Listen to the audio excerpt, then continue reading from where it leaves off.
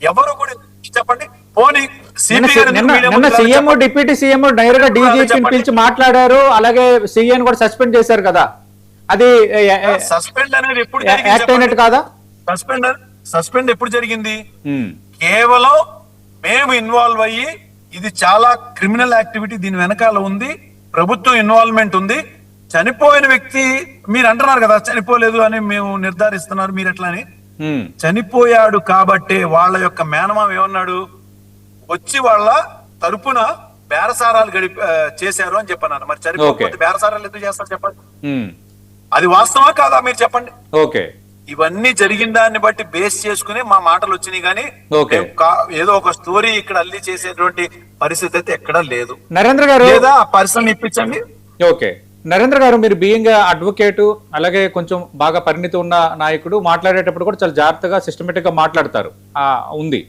అంటే ఇప్పుడు వైఎస్ఆర్ కాంగ్రెస్ పార్టీపై వస్తున్న మరో ఇష్యూ ఏంటంటే, సరే ఇంత ఇష్యూ ఇంత సెన్సిటివ్ గా ఉంది, కొంత గందరగోళంగా ఉన్న నేపథ్యంలో మీరు ఒక ఫోటో వైఎస్ఆర్ కాంగ్రెస్ పార్టీ నేతలు చూపిస్తూ ఇది సాయికృష్ణ ఫోటో అనడం ఎంతవరకు కరెక్ట్? ఇలాంటి పరిస్థితుల్లో అది జగ్గపేటలో మరణించిన ఒక నవీన్ రెడ్డి అనే యువకుడిదని ఆ తర్వాత తేలిన అంశం ఇప్పుడు చర్చలో ఉంది. అది సమర్థించుకుంటారా? ఆ విధంగా మన దగ్గర ఏమీ ఆధారం లేకుండా ఏదో దొరికిన ఆధారాన్ని ఇది ఆధారం అని చూపించడానికి సమర్థించుకుంటారా? ఆ ఫోటోలు ఇచ్చింది కూడా ఎవరో కాదండి, సాయి కృష్ణ వాళ్ళ ఫ్యామిలీ మెంబర్సే మాకు ఇవ్వడం జరిగింది. ఒకవేళ అది అతనిది కాదు అంటే వాళ్ళు అడుగుతుంది ఏంటంటే సాయి కృష్ణని ఇచ్చేసేయండి. ఓ నా కార్డు సాయి కృష్ణ కాదు, సాయి కృష్ణ ఇచ్చేసేయండి, అప్పుడు ఆటోమేటిక్ మేము కూడా మాట్లాడుకుని ఉంటాం కదా, మేము అభియోగం వేయం కదా. ఓకే, ఇచ్చేసేయండి. We are asking the same thing, మేమేం అడగట్లేదు. సాయి కృష్ణ ఇవ్వండి, సైలెంట్ అయిపోతాం. నేనే కాదు, రాష్ట్రం అంతా సైలెంట్ అయిపోతుంది.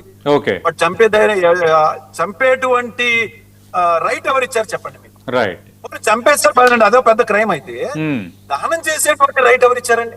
ఓకే, ఇవాళ వరకు నేను ఒక్క పాయింట్ అడుగుతున్నానండి, సిపి గాని పోలీస్ డిపార్ట్మెంట్ నుంచి డీజీపీ కానీ ఎవరు కూడా ఎందుకు స్పందించాల?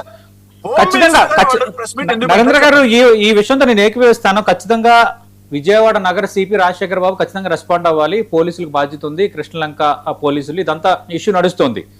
అయితే చనిపోయారని మీరు అంటున్నారు, బేరసారాలు చేశారు కాబట్టి అది అదే అందుకే కాబట్టి బేరసారాలు చేశారు అంటున్నారు. రెండోది, మూడోది అటు కాల్ చేశారని అంటున్నారు. అంటే వీటన్నిటికీ కొన్ని ఆధారాలు కూడా మనం చూపించగలగాలి కదా స్పష్టంగా. మీరు అడ్వకేట్ గా ఉన్నారు, ఇంకా మీకు బాగా తెలిసింది సార్. ఒకటండి, అక్కడ చూసినటువంటి చాలా మంది ఒక నోట స్టేషన్ లో ఒక సిఐ ఉండడండి, 4 ఎస్ఐలు ఉంటారు, 11 మంది పైన స్టాఫ్ ఉంటారు. మేమేమంటున్నాం తెలుసా అండి, మేమేమంటున్నాం అంటే చాలా సింపుల్ అండి. ఈ కేసులో విషయాలు బయట పెట్టాలంటే ఒక్క సీఏని సస్పెండ్ చేయకూడదు.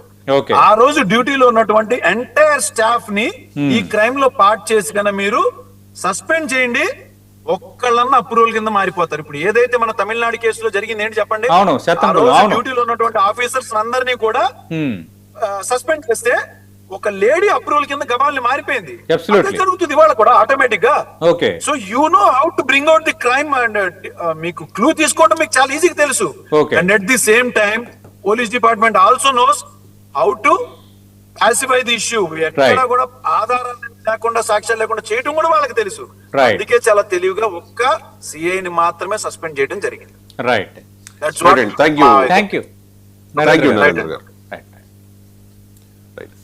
నరేంద్ర గారు చెప్తున్నారు, అంటే సాయి కృష్ణ మరణాన్ని వైఎస్ఆర్ కాంగ్రెస్ పార్టీ కన్ఫర్మ్ చేస్తోంది. కన్ఫర్మ్ ఎలా చేస్తోంది? చనిపోయాడు కాబట్టే, వాళ్ళ చేతిలో జరిగింది కాబట్టే కొందరు బేరసారాలకు వచ్చారు అన్నది ఒక